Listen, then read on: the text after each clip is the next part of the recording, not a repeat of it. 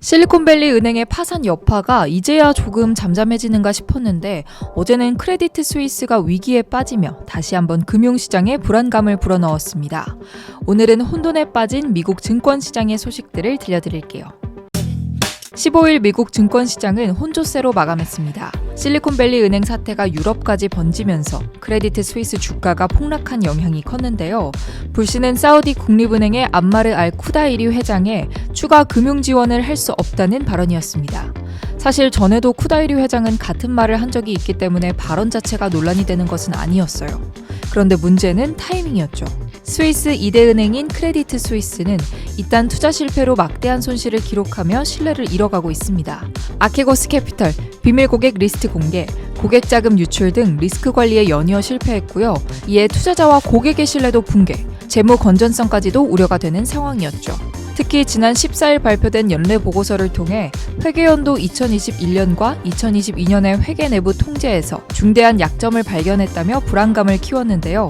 이런 상황에서 최대 주주가 자금 지원을 하지 않겠다고 선을 그으니 투자자들은 패닉에 빠졌습니다. CS 위기가 의미하는 것은 글로벌 시스템 리스크입니다. 앞서 실리콘밸리뱅크 사태에도 불거진 문제지만 크레디트 스위스와 실리콘뱅크는 차원이 다르죠. 크레디트 스위스는 위험 측면에서 미국의 모건 스탠리와 뱅크 오브 아메리카, 웰스파고 등과 같은 수준입니다. 지난해 4분기 기준 CS의 자산 규모는 5,313억 5,800만 스위스 프랑으로 체급도 큰데요. CS가 위기에 빠진다면 엄청난 파장을 낳을 수밖에 없습니다. 결국 사태를 진화하기 위해 스위스 정부가 나섰습니다.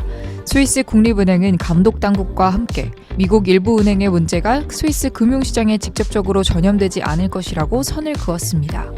동시에 크레디트 스위스는 시스템적으로 중요한 은행에 부과된 자본과 유동성 조건을 잘 충족하고 있다며 만약 필요하다면 CS의 유동성을 제공할 것이라고 덧붙였죠. 극도로 고조된 불안을 잠재우기 위해서입니다. 덕분에 CS는 한숨 돌렸지만 이미 상당한 충격을 받았습니다. 또한 CS와 같이 중요한 은행이 위기에 빠졌다는 것 자체로도 글로벌 금융시장은 흔들리고 있죠. 여진이 지속되면 다른 유럽계 은행들이 어려움을 겪게 될 수도 있습니다.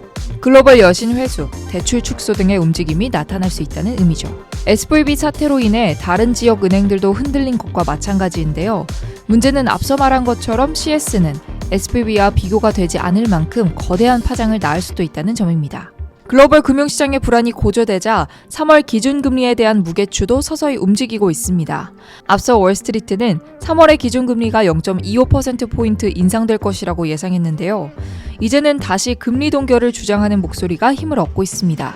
이미 잇따른 쇼크로 인해 불안이 확산되고 시장은 혼돈에 빠졌는데 이런 상황에서 금리를 올리면 문제가 더 커질 수 있기 때문이죠. 이제 연준이 3월에 어떤 결단을 내릴지는 아무도 알 수 없게 됐습니다. FOMC 전까지 무슨 일이 일어나는지에 따라 연준의 행보도 달라질 수 있죠.